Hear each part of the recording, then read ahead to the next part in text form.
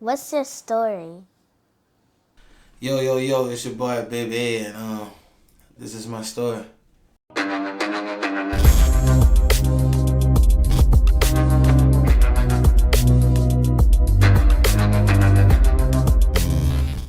Okay, so tell the world actually. Where you from? I'm from New Orleans. But now I'm from the West Bank. You know what I'm saying? I don't really, I don't really have a particular place I'm really from. You know what I'm saying? Because I've been everywhere, but yeah, I'm from the West Bank, the Fisher. You know what I'm saying? 1.5, 15. Okay, so for yourself growing up on the West Bank, if how it was for you, like growing up. Well, growing up, I can't even sit here and lie and act like it was hard or nothing like that. Growing up, I pretty much had a bigger support system than I have now, to be honest. I had like coaches in my life, teachers in my life, a lot of street family, football brothers, sport brothers, high school brothers. So growing up, I never really had like a hard struggle life. I've never been like evicted. I've never been like the guy who used to be like, oh, we don't have this, we don't have that. So, life growing up, life was pretty cool. Shout out to my moms for sure and everybody who helped out with me, type shit. Gotcha. So I'm like when you was younger, if you played sports, so can you explain how you actually got into playing sports? Um, I don't know. I think that just was like a natural talent, cause all I remember is playing sports all my life. Like, I know when I was young, everybody used to always think I made a birth certificate to play younger, but I had made a birth certificate. Well, my people made a birth certificate so I could start football early. I actually started playing football when I was like 3, but I think you were supposed to be like 4. So yeah. Who you played for? I played for Fox. I'm throwback. I played for Fox Park. Katrina came. I went to Boninger. I took the whole Fox to Boninger. We went to the championship the first year. Never lost. We lost against fucking Leonard Fournette in the championship. That's who we lost against. What you about to say about man? Speaking on Hurricane Katrina, how old were you actually when it hit? Oh, I was like a real kid. Like, I don't remember, but I know I probably was in over 10 years old, probably, type shit. And so you being 10 years old, what are some stories that your family told you about how well, all evacuated? I remember evacuating. I might could be saying the wrong age, but I know I was really young. But I know the worst thing was, sitting in the fucking traffic. We was in the traffic for like a million fucking hours when everybody finally realized that we really had to leave and stop taking shit as a joke. So everybody just like was on the bridge like 200 fucking hours. But nah, evacuating was it was stressful as fuck. I know I remember that as a kid. I was like tired of sitting in the car, tired of going from hotel to hotel. But I ain't gonna lie, they was giving us like free stays and shit. But it just was like so many people was going to the same places. Like, you begin shift to this hotel, shift to this hotel. Then some of our families had to go to different hotels because some of them bitches was full. So it's like, that shit was like pretty crazy. Like, that was my first like real experience of knowing that shit was going wrong, type shit. Also, where did y'all go? We all went to Houston. Well, first we went to Houston. Then we went to San Antonio. I actually lived in San Antonio, Dallas, and Kilgore, Texas. That's where we went at. Never heard of that one. Yeah. Kilgore. Hell yeah. So how did you Texas. actually? When did you come back to New Orleans? Soon it was like available for us to like come when they gave us the call, like, y'all can return. Kilgore, huh? Yeah, I was ready to go. I was ready to go. Then I was like just really finding myself that I was a good athlete in sport. So soon we came back, like my mama made sure she found me a park and I got in a park real quick. So we got shipped to Boninger. So that's what I was talking about earlier, the Fox and the Boninger shit. So Boninger was a sad ass park. It was so fucking sad. And my partner Rashad Ray, Speedy Noah that went to car, Rasheed Davis that went to car too. us four, they called us Lightning, Thunder, Earth, Wind, and Fire, some shit like that. But we went like, I want to say we went like 15-0 that year. Like, no team never got over like 14 points. Like, that's when we played against Debo that played for the Falcons. He still played for the Falcons. We played against Leonard Fournette. Did you beat him that time? Dude, been serious. Nah, Leonard was like the only nigga that I was the heart. And anybody who watched this that really from New Orleans and know New Orleans, this is no cap. I was like one of the hardest hitters in Nord. I never met Leonard. They used to always talk about this side when we meet. This game was so serious, the championship, and this shit is so real. We went in 7 overtimes. We went in 7 overtimes at Birmingham. The game started at 7 p.m. We probably all left Birmingham about 1-2 a.m. Like, the game went in so many fucking overtimes. Oh,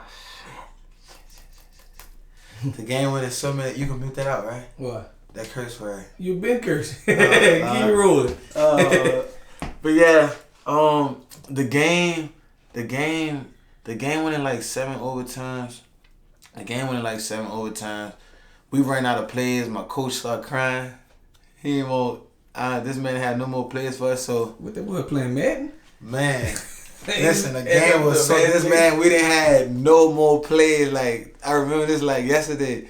We had no more players, so we put Rashad Red from quarterback to running back. We put Speedy at quarterback. Rashad scored about 5 touchdowns in this game. And Leonard ended up ending the game running up the middle super hard, and boom. We didn't score the next round because, you know, they got to score, we got to score, they got to score. They scored, we didn't score. We ended up losing that game. That was wild, though. Leonard was the first person that made me cry in football, for sure. Gotcha. So, you know, but I'm like, after park ball, you know, Nard, like, but where did you go for high school? High school, I started off at Carr. I got accepted in Carr. I started going to the summer vibes in Carr. This was before I knew I was going to be good in high school. I went to their practice, man, they had the coldest everything on the field. Like, so I called my brother, I'm like, Gino, I don't want to play football. He the one who got me in Carr. So I told him, I called him, like, I don't want to play football. He like, what you mean? You crazy? You need to play football? That's what you do? That's what the people was watching me for? So boom. I said, all right. I go to practice my first day. I'm in the 9th grade at this time. Everybody's super fast, super strong. They already turned. I'm like, man, I ain't playing football. The next day, I was all called like less. Like, that's when I took Carr so personal. That's why every time I played against Carr, I tried to kill Carr. But yeah, I started at Carr. I announced that I wasn't playing football. I got dropped from the school list. Then I went to Landry. Before it was Landry Walker. It's the real Landry. The real Landry. I went to Landry. Landry was like, lean on me. Hey, but who was your principal? Tell me now, Mr. Bernard was the my principal. Not Mr. Green. Who was our? I don't even remember who I was. And so why you feel like Landry was like, lean on me? Man, all 4 of my periods was in the gym. All 5, the whole school periods was gym. Like, everybody was in the gym every day, like for like 2-3 months straight. So you gotta do no work? We didn't do no work, yo. Like, y'all wasn't learning nothing. I can't make this up. Like, I cannot make this up. I swear to God, on my grandma in my face. Who was it, like, if name some people in the city who was in school with you for the better part of that story? Me, Alvin, Hustle Man. We was shooting movies in there. Me and Alvin was shooting real movies in Landry. Hustle Man went to Landry at this time. Who else that's relevant that see, we really like not too old, but we young. But we was around, like, but you ain't gonna know it any other. But Hustle Man for sure. I'm probably forgetting a few people that went there, but the people that I know went there, you wouldn't know them. They just like some, you know what I'm saying, some little just chill. Everybody's somebody for this. Yeah, they everybody is somebody, but they the people that didn't wanna be known. Yeah, it's not this. You know what I'm saying? So if I see them, you wouldn't bad to verify. But Hustle Man is somebody everybody know. Hustle Man, he gonna keep it G. Shout out Hustle Man. He gonna keep it G. Ask Hustle Man where all our movie was at. Like gym, we had gym awful periods, fights in there, everything going in there. We shooting dice in there. Like it was really lean on me in there. Like we playing basketball, everybody in this like just going crazy, playing for money. Bring books to school. And we ain't do nothing. And they was just passing y'all. The first 3-4 months we ain't do nothing, bro. I swear to God. So like, how did you end up playing? I'm like sports for Landry. They needed that. Like that's all they had. So like, man. And the crazy matter of fact, but he in jail. I was about to say Lamont Reed. He went to Landry too, and he's somebody everybody know. But I think he died in jail though. But playing sports there, it was like super easy. Like all you had to do is just come show up to practice. You on the team. Like they literally we wasn't doing nothing with like school. Like I can't make this up. It's lean on me, Landry for sure. Then I ended up going to Walker. My mom took me out of there. I went to Walker, but I still had Miss Landry because I got used to being in the gym so much. So I told my mama that she forgot to drop me from Landry. So like Monday and Tuesday, I wore my Landry uniform. After lunch break, I walked down the street to Walker and go to school. So I was going to Landry and Walker at the same time. Everybody in New Orleans know about this also. So this gonna get verified immediately. I was literally going to school with a Landry shirt on. Lunchtime, I'm walking to Walker, like, you know what I'm saying? Like, so you sound like you just had one. I think I was one fun high school, exciting time. Yeah, I really did. High school was the best time of my life. That would mess me up, and that's why I'm gonna live behind on being successful right now. High school made me so spoiled, and like it just made me not really have no get up and go by myself besides sports, because everything really was like handed to me in high school. Like, so high school kind of like bittersweet with me. It was like the best time of my life, and it's kind of like I'd be on a whole different level if I would have really like went to a real. But I ain't gonna lie, Walker really made me a young man. But that's like my 11th, 12th grade, y'all. I'm about to say Walker have some real legends. I can't. Yeah. I'm not even about to sit here and act like. That's why I'm about to say. See, when I stopped, really, when they caught on to what I was doing. They called my mama and stuff. I had to really run out to school. They said my name on the announcement telling me like he don't belong here. He go to Walker now. Then all the security guards trying to give me. So after that, I just stopped doing that. And I really tapped in at Walker. Then Coach Gibson, he been know about me since middle school. I played for Fisher. We went 34-0. That's when I had Baby Jesus as my point guard since like 6th grade, from 6th grade to 8th grade. Like, but my 8th grade year, I left from Mara Henderson, right next to the Fisher Project. Then I crossed over to went to Fisher. My 8th grade year for 1 year. We went 34-2 that year. That was when our coach was Coach Antoine. They also come from Carl. They some Carl people too. But yeah, I went from Mara Henderson to Fisher. From Fisher to Landry. From Fisher to Carl to Landry, Landry to Walker. Then I ended up going to Walker Landry. So I just... So I feel like I'm really the creator of that school. I really went to Walker and Landry at the same time. So it's just like my life, I feel like... If they got to give you credit, huh? Man, I feel like I did... I'm really a legend when it comes to this. You brought the schools together, huh? Man, I brought them together, bro. I ain't lying. And our first year, my first year, we went 9-0. That's my 12th grade year, Landry Walker. We did 1 year. I did. And I was the first person that kicked a field goal at Landry Walker. I scored the first touchdown at Landry Walker. So all this is just in history. Like the first year we collabed and made this one school, when everything was set, the new records, like I was like the first one did a lot of things at that school. Like. Gotcha. Hey, so graduating from Landry Walker. Yeah, but where did you go to on the college at? I went to college. First, I committed to Utah. I was being a clown, a little boy on Instagram. No, not Instagram, because that was out, but I wasn't really relevant on that. On Facebook? I was on Twitter. Okay. I was on Twitter. I committed on live TV to Utah. that's a white school, so they gonna really be on you. So I'm not knowing, I'm just an athlete, not knowing the real life behind football.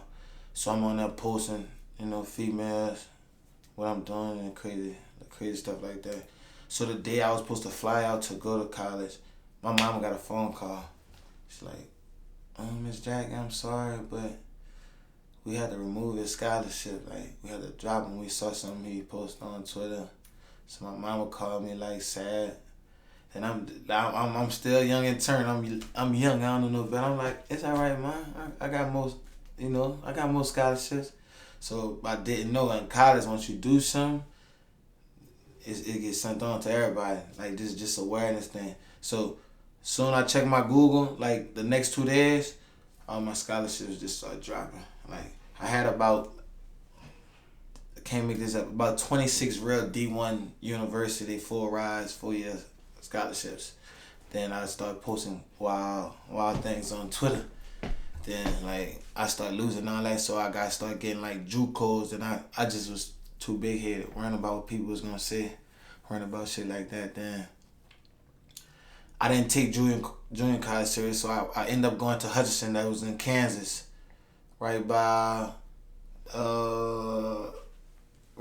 K-State. And what school Mike Lee then went to? Kansas Jayhawks. But so I went to Hutchinson, then I went to Kilgore. Like I told you, I went to Kilgore after knowing about that. I went to about 3 different junior colleges. It didn't work out, so I just gave up on the football life, and that's when my entrepreneur life kicked in for sure. So I actually never really got, and I was like one of the greatest that came out of my class, and I never got a chance to actually step on a university. Or I've never played a down of college football, and a lot of people don't even notice that. My last game was against Etna Carr. Hey, but I thought you played college football. Yeah. That's crazy. Yeah. Like, I was that good. I never got a chance to play. I didn't play 1 down of college football in my entire life. Like, yeah. And so do you actually, like, being his age now, do you actually regret, some of your, everything that you've done in your past? Oh, yeah. Yeah. If I would have really lived the right way, that the people that, because I had a lot of people around me coming up, being a good athlete, like, that's why I say my support system was bigger than what it is now, because you know how much people love you and support you when you think you about to, you know what I'm saying? Go to the league. Go to the league. Like, like, I could have snapped my fingers for help at that time. I would never get told no. I'd never get failed. Like, now it's just desert. Like, but that time, I could, like, snap my finger and I got this. Anybody gonna give me their call? Anybody gonna do this? Anybody gonna, you know what I'm saying? So, like, it's just like, yeah, I regret so much because, but, yeah, I regret so much because I'd be a millionaire for sure if I would have just listened to the few right things, because, like, I wasn't too far off, like, you know what I'm saying? Like, I've always been like a class clown. I've always been a playful nigga like how I am now. I've always been like this, but I knew how to turn it down, but I just never listened to the people who really saw, what I had to change for me to be successful. So yeah, I regret a lot because I'll for sure be a millionaire. Gotcha. So getting out of college, coming, I'm like into if the real world, have to get a job, different things like that. So coming back home from college, I'm like, what did you start doing? I think I just was like, I was just being a mama baby. My mama, like, never made me like pay no rent. Never made me do nothing that I have to do. So I just was like trying to figure things out. Like, soon I came from college and really realized that I was 100% done with college. My brother Gino, I started helping him with the push clothing. 2012, I started helping him with the push clothing. I graduated 2014. I went to college. I stayed in college for like 1 year, just trying not to, give up so quick. So I went to like a college like a half a year, then I went to another college another half a year. So I did experience college for about a year. Then After that, when I realized like college just really wasn't for me, and my mama always told me like, "Oh, I'm not gonna turn my back on you if you decide not to go to school." Type. So she like, whatever you decide to do, I ain't gonna look at you no different. So boom. After I really realized like, like I don't want to live with my mama because every time I try to have company, I had to hear the same stuff. I had to go through this. Like it just was no vibes for me. So I'm just like, ask my brother. I'm like, look, you ain't making a push clothes no more. Let me buy that from you. So he like, boom, sold it all to me. So that's how I became Push Global. I got the Push Clothing print till something happened. I got that started. Then boom, I started selling. I used to go buy $5 t-shirts at the gas station. Go to my Uncle Miles at We Print 101. Press down something pulled up off of Google. Just put print or something happened on it. I'm selling $5, gas station cheese, putting it in a plastic with the Mardi Gras in there. I'm putting like the laugh not cry laugh not cry later faces on there. So I'm doing that. Boom. I'm just calling it push print or something happened, but I'm just doing different little themes. So I'm selling I'm going to buy $5 shirts from the gas station, selling them for $20. So they rolling. Like my support system been crazy. I must say that. That's why I never bash my city. Everybody be talking about New Orleans no support. Yeah, they do support. You just have to earn their support. So, boom. I'm selling that. I'm selling the $5 t-shirts for $20. The Mardi Gras shirts. Boom. They really selling. Like, and this was blowing my mind, my mama's mind. Like nobody couldn't believe this. I don't think, and this probably 2013, 2014. I don't think nobody really doing this entrepreneur stuff. Like nobody really doing it. It's a few, but it's only like a handful. Everybody was on sports. Everybody was, either in a club dancing or whatever they was doing. So boom, I'm selling shirts. So boom, Mardi Gras did come. This one made me really tap in with the clothing line. Mardi Gras did come. I swear to God, I kid you not. The whole St. Charles really got on these press shirts. Like they really like support me. I'm seeing as I'm walking down St. Charles, really seeing my shirts. So I'm like getting so excited. Like people really coming up, like showing me these shirts. Like so it's like, man, people really like this. Like people really like see what I could do with this. So boom, I finally talked to my brother how to do it the right way. He tell me, boom, go to Inkwell Press. Boom, go to I'm like, man, I don't think I got enough money for that. He like, man, it's not what you think. Boom.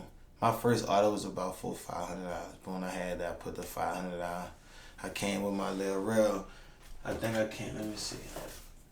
I came with this logo right here. I came with this logo, the print till something happened logo. It's like a Porsche sign. It's just me, the foreign guy. So boom. I came with this logo, the prayer till something happened logo. Boom.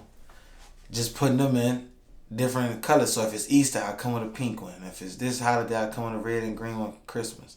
So boom. So that's going. So now I'm full throttle. Like now I'm before my time. So this is why I gave up with the clothes so early. I'm before my time. I'm doing it like this. I'm going into H&M buying clothes, buying high clothes. Then I gotta sell my clothes high. You know what I'm saying? I'm not knowing nobody and tell me like, oh well, look, you could do this. Wholesale this bulk. At this time, people really wasn't into the clothes. So I'm just going to buy jogging suits, go and get the jogging suits, pop out the tab, boom, boom, And I'm only going to make so much off it because if I'm going to pay $80 for a jogging suit, at this time, I can't charge nobody $200-300. I'm not really baby right now. Like, you know what I'm saying? So it's like, all right, if I'm paying $80 for this, it's $20 to put this work on here. So that's $100. This and this, that's So I didn't spend $125. So now my jogging suits maybe $100 for this. I'm probably just making an $80 profit, $50 profit, if that. Whatever I'm doing, I just at this time I'm just so in love with seeing people wearing my work now. I ain't even care that I'm really not making no money. So that's what people don't understand. It was I probably went about 6-7 years of being a lit influencer, not making no money. It's like I'm like, nah, this can't keep going like this. And people just how I'm living on Instagram and just like doing it and staying I'm happy.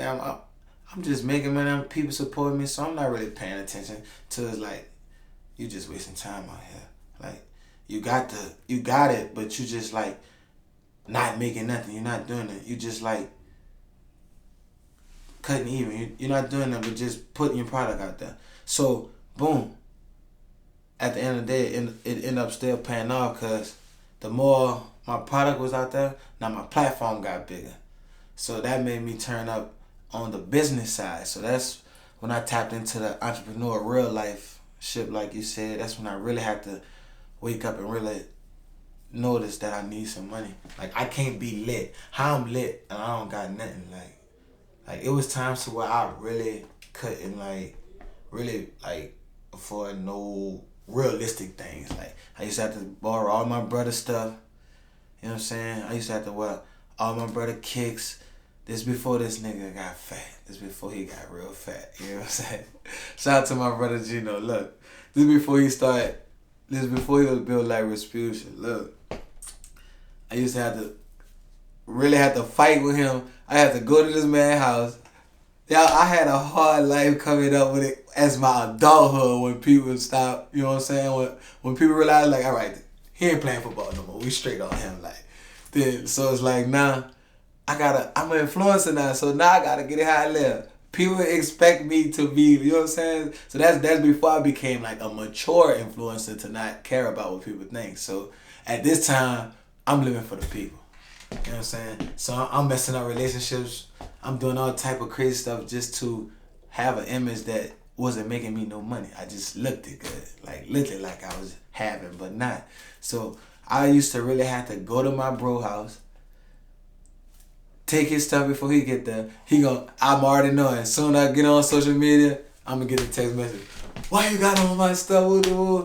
I used to have to really like go take my brother's stuff to get fly to keep up with people who really didn't even care about what I was doing, what I was wearing, who I was. Like, so yeah, I had to really tap into the real entrepreneur lifestyle when I really realized like life is gonna be hard as you make it, bro. So yeah, I had to really tap into my entrepreneur lifestyle soon I got out of college. After the first 2-3 months, that's what I had to do.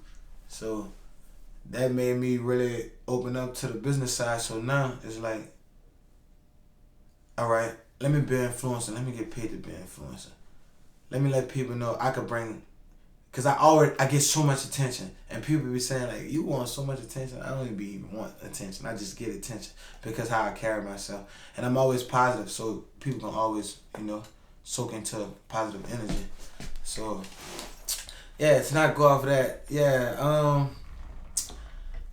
My entrepreneurship kicked in about 2016. 2016. I've been an entrepreneur since 2016. Not a big paid one or not a, professional one, but yeah, I've been an entrepreneur knowing how to make my own money since like 2016 all the way up until now. My first real job ever though was at Larry Monroe's. I was a busser. That job really matured me and made me. I remember you was a busser. Yeah. You was happy to take a picture with Larry. I see you had a uniform on together. Larry was a nigga who always made me want to get something going for myself. Like, and everybody's be like, "Man, you always want to be around." Man, look, I was doing things that my generation wasn't doing.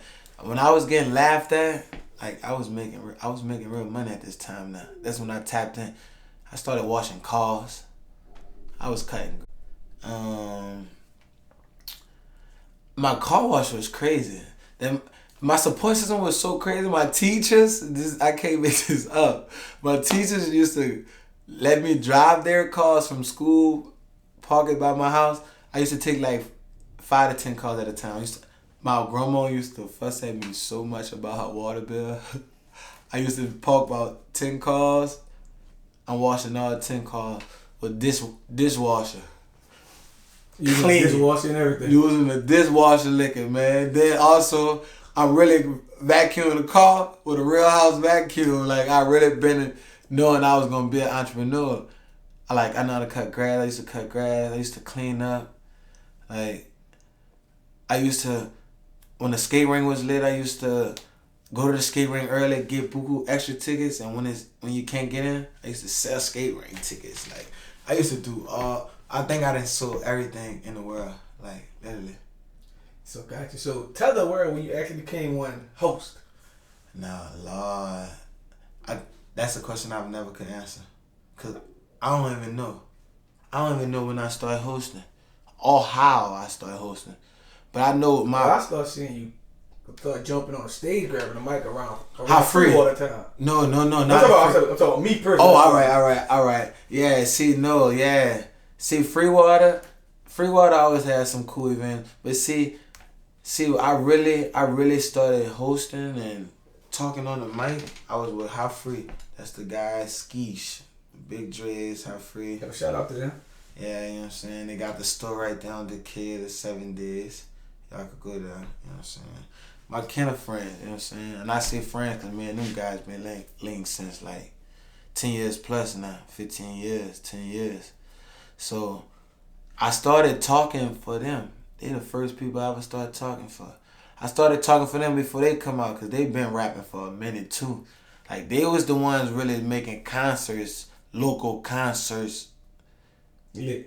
They had people dancing. I gotta get that to them. Like they, before New Orleans really turned to the city of us, like how we got the church now, the tree house. Yeah. Like before all this was going on. Like I saw them in like Nico band. Like yes. Nico was in his prime. He's still in his prime now, but this one he was like kicking down the door. Like I didn't know Nico was a rapper. Yes.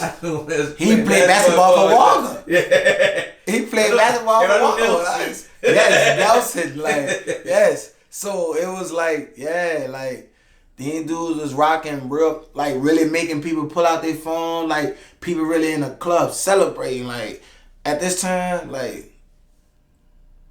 And I don't think I'm mistaken. Nothing we went to at this time, like no fights was going on in the club, no shooting was after the club. Like a good time. Like yeah, people really was going to the club to have fun and support people. Like so. That's why I really think I'm so ahead of my generation. Like I was around that. Like hey, so fast forward that like, if hosting, I'm like my first show they threw me on. They threw me on the stage with Meek Mill. That's my first show at Mardi Gras World. Right. Hosting. It was like 5 years plus now, in this. Like, and what can you say, like, was your biggest, hosting gig? Louisiana Fest.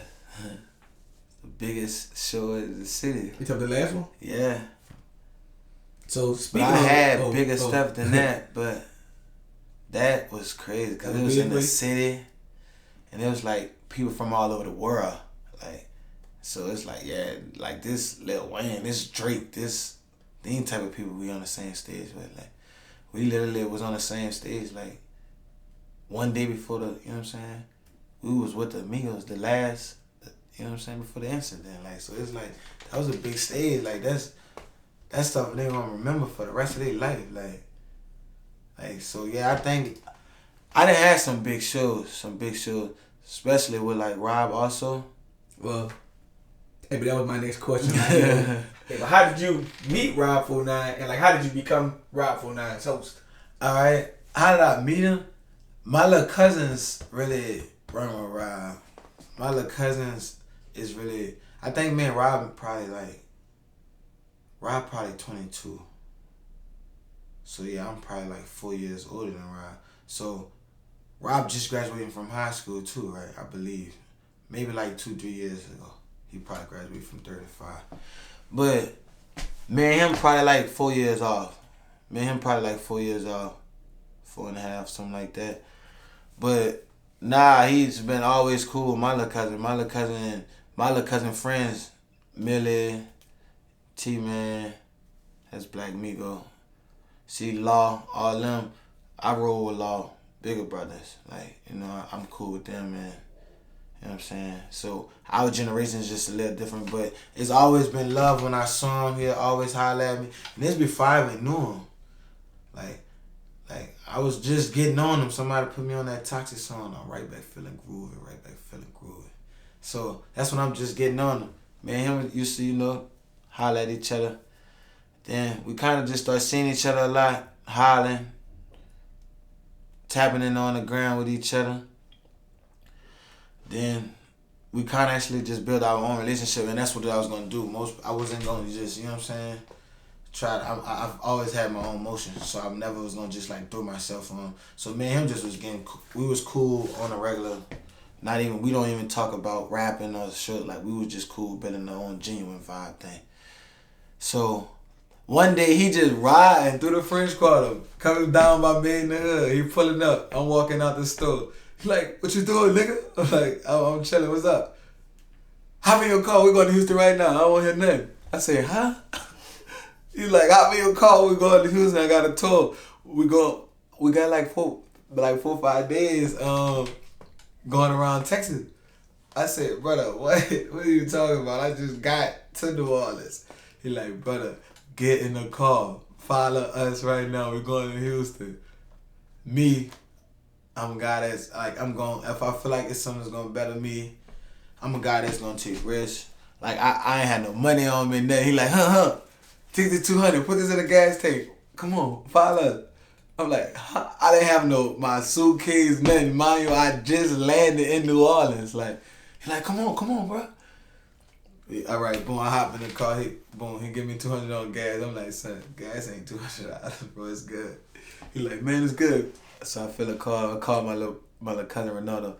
I'm like, hurry up, go get my suitcase, man. Come and meet me in Kenner. Bring it to me in Kenner. He at the bar. He getting chopped up. Boom, boom. Mind you, I'm just thinking he just wanted me to come with him this show. Like, he like, come on, boom. We stop at the bar. His mama dip out, boom. So she end up had to go get RBD. So she leave out quick, boom. So now at this time he got to jump in the car with me. So now we in the car. Me and him in the car. We in the car by ourselves. Boom. This is the funniest guy in the world. I'm driving on the highway. He like, brother, do 150. I'm 150 ticket. I said, what? This man like, do 150, son. Do 150. I'm gonna tell him I'm in the car. Like, man, this man here. So this is my first time really hanging around him. So it's like, this is how niggas with money and stars, they act like this. So this nigga like, come on, son, drive. I don't care about the ticket. Whatever the ticket is, I'm gonna pay for it. I said, son, no, I'm not doing this. He like, so you blowing it, son, you blowing it. I'm like, all right, boom. This man got me flying. I'm doing 100. We heading to Houston, boom. We get to Houston, boom. We check in the hotel. We late for the show. We still waiting for Milligan to pull up. So boom, all the trucks pull up. Boom, boom. First show. Soon we get to Houston, we had to hurry up and take it to the shop. Boom. We go straight to TSU. We going to TSU. He going. Everybody leaving, thinking he not coming. The monument is outside. The football field full. He like, come on. This the first show, man. You with me now. You one of us. Go out there first. Turn up. Boom. I started talking. I said, man, the whole crowd come back. They run back. Show crazy, boom. I bring him out, I'm making them talk, they scream, he come out, boom. We rock the show, that's our first show. His mom like, I love it, baby. Y'all chemistry. I'm a shout out to her. Yeah, she the dopest woman in the world. She's like, baby, you really did good. So I guess I blew them mind. They didn't know I was a host, but they didn't know that I was on that type of time. So she like, baby, you did good for real. So everybody just started vibing. He like, boom. So we go to PV the next day. Knock that down. Boom. We go to Lake Charles. Boom. We lock that down. Boom. We end up at the Louisiana Festival. Like, boom. This your big show right here. I didn't even know I was going to host that. Like, I didn't know I was going to host that show because I wasn't going to just volunteer myself. You know what I'm saying? He like, hey, when you come to sound check? I'm like, wait, sound check? Oh, you put me out there? So he like, why you come to sound check? I'm like, I ain't know, bro. My bad. He like, yeah, man, it's time. You coming. So yeah, the Louisiana Fest was a big show. That was a big show. We go, yeah, that was a big show. But his show, the Vulture Experience was crazy too at Fillmore. But you might find this crazy, but I actually saw you becoming his host by one video, way before you became his host. That's crazy. I felt like it was coming, like either being his host or somebody else. Right. When you made the video for Vulture Island outside of Mid in the Hood, when you had the whole street lit, and I kind of saw something like that coming for you with a music artist. Facts. That was crazy. And I don't think you really paid attention to that. I think that was crazy. That probably made him look at you like, like he could, he could open up for me and get the crowd. Facts. Lit. That probably picked that, and you know what? He most definitely wrote me and said, "Baby, hey, send me this video." That's when he actually first wrote me first. Like, send me this video.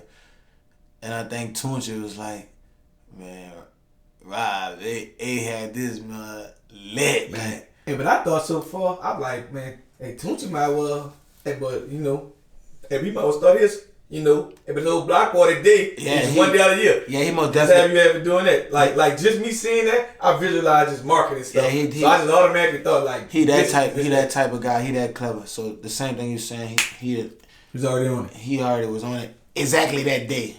Yeah. Like he was that day. He was already planning for this year coming up right now. Like dude really different. Like and like you gonna host it. Like dude, yeah. Anything he had. Yeah. Gotcha. So, hey, but let's go, you know, everyone has these stories of like the things that they had to go through, you know. People saw, you know, actually go through things on social media as well. So, like, you know, the first time, I don't know if you ever did an interview about it, but like kind of, you know, express what was going on when you like actually like lost your father and everyone was, you know, you was also rising as a host at the same time. Facts. That was just kind of like I guess it was like a real eye opener because like I was like thinking to myself like as a man like, man, I want to do so much more for my dad. I don't care like what the situation is. Like we don't have the relationship we supposed to have, but when that nigga see me, like it's like mad love. Like my daddy like loved me like super hard, and as I just was rising, and you know it's crazy, the day before he got killed, I had an event, and somebody just was telling me that night, your daddy been looking for you, he wanted to come to your event. They said he was mad that somebody didn't want to bring him to my event. The next day after my event, my dad got killed, and everybody started telling me that. They're like, bro, your daddy really was trying to come to your event. So maybe he wanted to come celebrate with me for his last time, and that's crazy. But that kind of made me like tap in more harder. Like I can't sit here and be like, you know, it broke me down to where it's like I could have gave up because it's like I know what's up with him. You know what I'm saying? Like I know where we stand and I know where the love is at. So it's like now I just gotta go harder.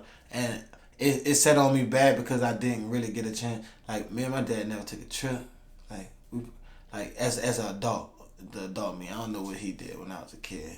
So, but as an adult me, like we never like went sat down and ate. Like we never did like no father's son shit, like nothing. Like we just always go to my, you know, to my daddy's side of the house, family house, like for New Year's or holiday we chilling out. But as I start like really start becoming a man and start making money, I always used to say like, man, I want like take my daddy to a show with me. I won't take my dad out of town on one trip so he could see like.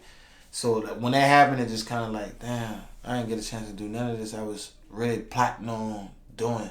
So it kind of affected me because it's like it was on my conscience. Like I didn't get to really like experience life with my dad at all. Like as a man, like I can't really remember nothing we done like together. So it's just like it rubbed me wrong, but it made me turn up harder though. And like speaking on that, just like losing like your father to actually gun violence in New Orleans, like, you know, a lot of people like I was talking to someone last night and I said New Orleans is like a very rare city. Like, you know, because we so everybody close to each other, everybody around each other. And New Orleans got this unknown saying, like, we the only city where we know the killer and the victim. Facts. And we don't say nothing about it. Facts. Like, we the only city that's like that. And we the only city where it don't matter how rich you is, you still gotta go to the same gas station as the people that probably just stole the car. Yeah, that's crazy. But, like, how do you think that you maneuvered through all those years without actually getting into like real beef or some like real serious trouble? I just always been me, and I always treated everybody like everybody. Like so, that's like a fire. I've never been asked that, and I don't even think people notice that. Like, not on no cocky stuff. Like I've never been like robbed, like shot at. Like no, like I've have Instagram trolling. You know what I'm saying? But that's just like, but in real life, like gangsters, killers, drug dealers, like whatever it may be, from hood to hood, like they know, and that's what I must say.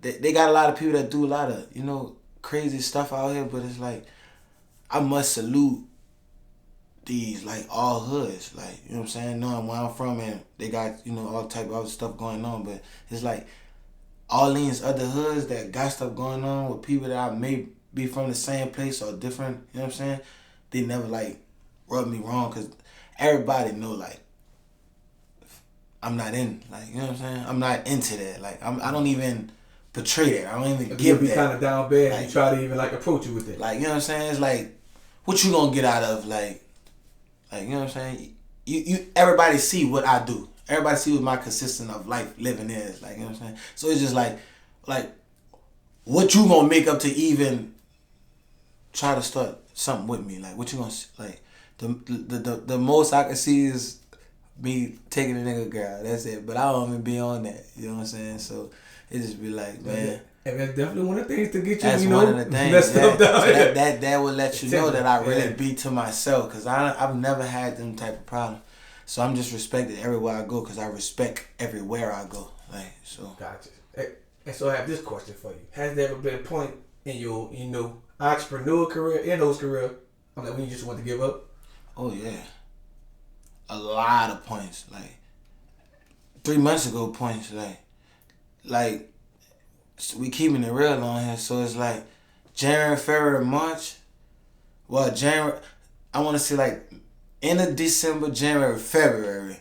Them three, I was making money, but that's when I really started valuing myself. So I had to change up a lot. So I ran off a lot of people. I had to give up a lot of things. So it's like, all right, I live out of town now. I want to live this way. Like, I'm seeing this. Houston got me seeing my value. Got me seeing what I'm supposed to be, how I'm supposed to be treated, how I'm supposed to be supported.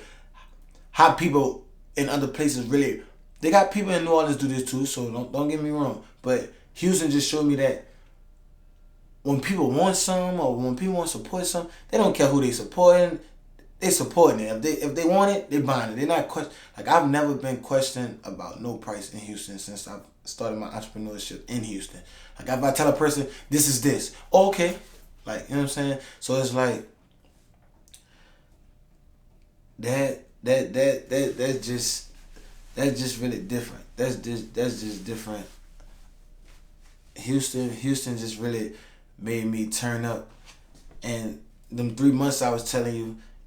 Why I stopped making money and almost gave up, because it's like, all right, I'm not taking any bookings. Like, I know the value that I bring to an event. Like, I'm not taking this no more. I'm not settling for this. No, I'm not doing this free no more. So it's like, now, all right, I'm setting this. Either you do it or you don't. Now I'm in Houston networking now. I'm getting booked in Houston. So it's like, all right, if y'all don't fool with me down there, y'all feel like I'm too high, okay, they'll pay me this in here. But also, hosting not my only thing. So it's like, you're not gonna hurt me if you're not, if you're not booking me, it's not gonna hurt me. Cause I'm still gonna have a candle business. I'm still gonna have a clothing business. I still have a marketing business. Like, I market people business, so I'm always gonna make money. It's like, my job is to help people. So it's like, it's super rare that you would better take me out of the loop. Like, it's, because if you don't book me for an event, the event you book me for, they're going to need promo for it. Oh, they're going to need a skit for this. A boutique, a hair salon, a nip. Like, I market everything. And that's why a lot of people judge me wrong too also. Like, I'm an entertainer. So if a girl say, hey, I need you to market this bonnet with this sexy robe, guess what I'm going to do? She going to pay her banners. And my job is to bring attention to her her business. So guess what she wants to do? Oh my God, baby, this video is so funny. Guess what? 15 people can't buy something immediately once you bought that. Oh, my followers went up 300 followers. Thank you. I'm going to need this again next week. So it's like, I do this, put on link up, all this. I'm like, how y'all judge me for this? Like, well, speaking on that, I had Mario P up here, and he talked about those things. He's like, man, like, they like how Hollywood actually makes men like, wear dresses and different things like that. But he like, man, for the acting for the like right bag, I'm gonna do it. Like it was still don't mess with my manhood. Cause as long as I ain't doing that off camera, I'm cool. Yeah. So how do you feel about that? How I feel about that? Clearly, I give zero F words. I give zero F words because honestly, I know what I want. Everybody who really know me know what I want. Most likely, whoever thinking that, they lady know what I want. So it's just like, that don't bother me. Like, I know who I am, so that don't bother me. So, like, I never really did care about that. Because Martin with Shanae. It's a lot of people that played Jamie Foxx with somebody. We talking about straight men. Like, you know what I'm saying? Kevin Hart acting me funny and, you know what I'm saying, act like somebody.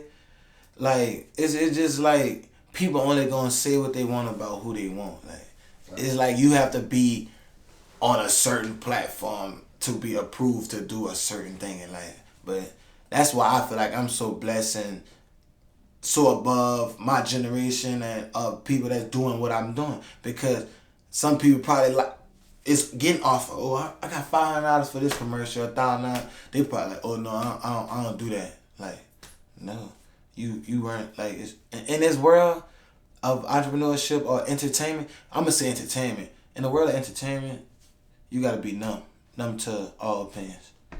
Like, you just gotta know who you are, love yourself, and you gotta be ready for criticism. You gotta be numb. You gotta really be numb. Like, all my life, people don't even know this. I've been bullied on social media all my life. Like, I had the road, like, oh, he gay, oh, he this, oh. I heard I was gay since, like, high school. I've been hearing that since, like, high school. Like, I've never in my life been, like... So, like if you got a chance to tell everybody who comment all that to you, like, I mean, what's your message to everybody on Instagram saying that you be? It's crazy about to say if it's a woman, but it's so crazy that's how I know that I'm so straight. Women never say that. Like women already know out the door, like, what's up? But to the guys who, I guess they be like so fake gangster, because real, the gangsters, G's niggas, like, they fool me for sure. Like, so my message to people who say that, it's just like, if they say that I'm gay, it's like, how you know what a gay person is? Like, how you know, like, how you focus that much on a different person, like, on another person to, like, how much are you watching them to know if they're gay or not gay? Like, you know what I'm saying? Like, why you even paying attention to a person that you even think gay? It's just so many funny ways around it that just don't add up on why people say people is gay. Like, why you even thinking of that? Or why you? So I've never did really. The people who always saying something is gay, it kind of made me like guess their gender type. Cause regular men is not even worrying about another man being gay or nothing going on with another man in that type of vocab. Like, so it's like I'm muted to it. Like, it don't bother. So tell the world actually, I'm like, what's next for you? I'm about to go. So this is what's next for me, and this is something this is a problem that I have. I always have great ideas. I have great investments, but my thing is I never stick to nothing. So this is something I think I'm gonna really stick to. Well, I don't think. I know 100% this is something I'm gonna stick to. So I have a candle brand now, a candle company business. It's called Burning Vibes LLC candle company. Also, it's collabed with Push, praying till something happen. So right now, I actually have a candle company. It's going very viral. It's going very viral. It launched for Easter. Easter Sunday, this lunch, Easter Sunday. It's going very viral. You know, I had to make something for my city. You know what I'm saying? Yeah. So I got Burning Vibes. This is, I'm gonna do. When I say I think, I'm thinking about the location because I want to be in a safe location. I want to be in a reasonable location for everybody to get to. So I'm thinking of my location, but I'm for sure dropping a storefront. I'm gonna have a nice little size storefront. I'm gonna start off with that. Also, I'm about to be they're gonna have them at the Boolin Oakwood Mall. They're available now at 7 Days on Decatur. I'm trying to work something out. I'm working something out. I'm still in business meeting with Tunchi. I'm trying to get them in Made in the Hood. They at D Exquisite downtown. They're gonna be at D Exquisite in the east. I'm working with Mondays in Treehouse. Key Scott just got some for Handsome Willis. So yeah. This next, I just want y'all to stay down with me with this candle business. I want to go so big, and this something that I know I want to do because I be excited about doing this every day. I love marketing this every day. I love networking with people. So this candle business pretty much is everything I do now in one. Cause when I got my candles, I gotta host people to the candles. I gotta talk about the candles. I gotta explain the candles. I gotta network with the people. So it's like now I can do all this in a business form. So I don't really want people to think like hosting is my life. Like so the next big thing for me, I want to keep hosting and become big, but I want to be the club owner. Like I want to own the clubs. I want to be a real 100% full businessman. That's what I really want to do. So that's what I need y'all to be looking into. A lot of business. Yeah, I'm always rock out on the mic because that's what I do. And I got long time with this because Rude Juice still doing this. And he been in the game long. So, you know what I'm saying? I got a long time. Yeah, that nigga still doing shit that I'm doing. Like, as a young, like, he still moving them legs, so you know what I'm saying? I ain't gotta, I could focus on some business and that. You know what I'm saying? Shout out to Rude Juice. You know what I'm saying? That's my guy.